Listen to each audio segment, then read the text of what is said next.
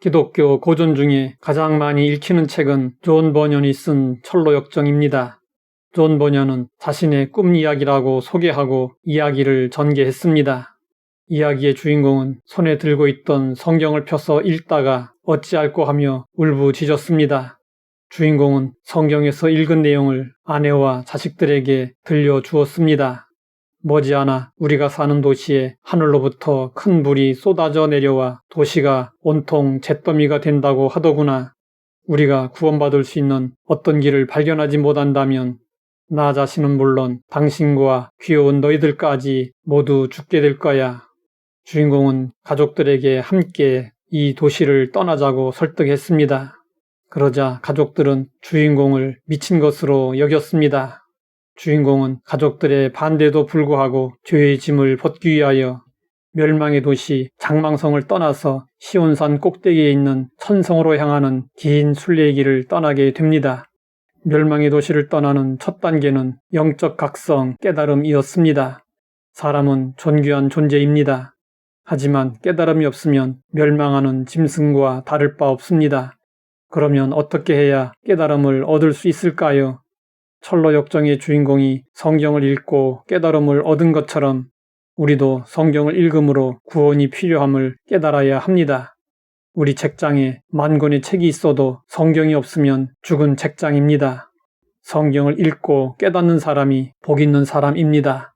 설교의 황태자로 존경받는 찰스 스펄전은 죽기까지 철로역정을 100번 넘게 읽었다고 합니다.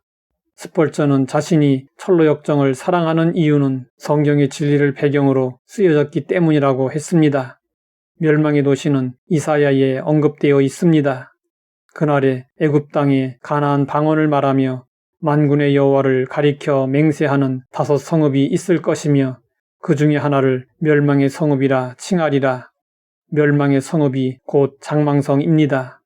장망성은 어떤 성이기에 장차 망할 도성으로 불렸을까요? 장망성은 애굽 땅 같은 불신 세상이며 마귀가 통치하는 죄악으로 가득한 이 세상을 상징합니다. 한마디로 하나님의 마음을 모르는 도성입니다. 이곳은 곧 오늘날의 세상의 모습입니다. 심판의 날이 다가오고 있습니다. 이에 대해 성경은 말씀하고 있습니다. 보라, 용광로 불같은 날이 이르리니 교만한 자와 악을 행하는 자는 다 지푸라기 같을 것이라. 그 날에는 하늘이 큰 소리로 떠나가고 물질이 뜨거운 불에 풀어지고 땅과 그 중에 있는 모든 일이 드러나리로다.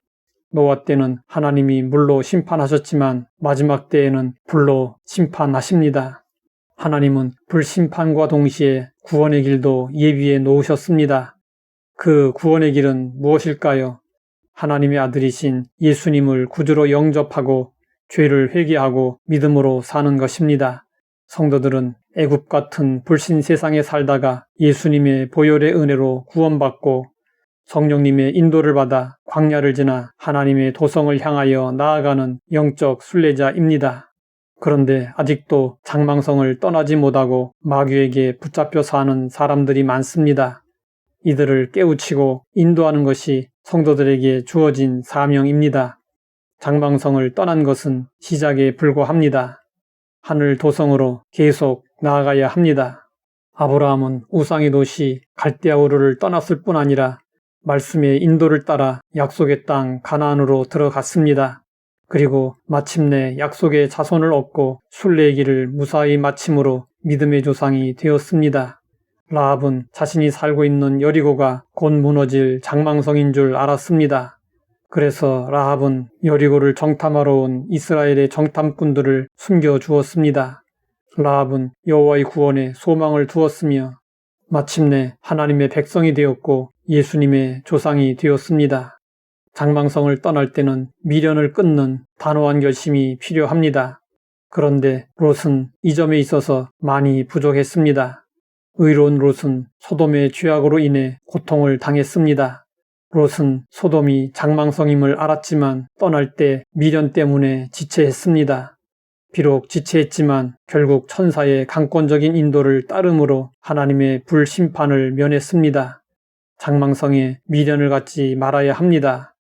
그리고 장망성을 벗어나 구원을 받았으면 구원받은 성도답게 살아야 합니다. 종교개혁가들은 성도답게 사는 길을 5가지로 제시했습니다. 하나님 앞에서 오직 믿음, 오직 성경, 오직 은혜, 하나님의 영광입니다. 이것이 신앙의 본질이고 핵심입니다. 신앙이 더 이상 발전하지 않고 침체된 상태에 있습니까?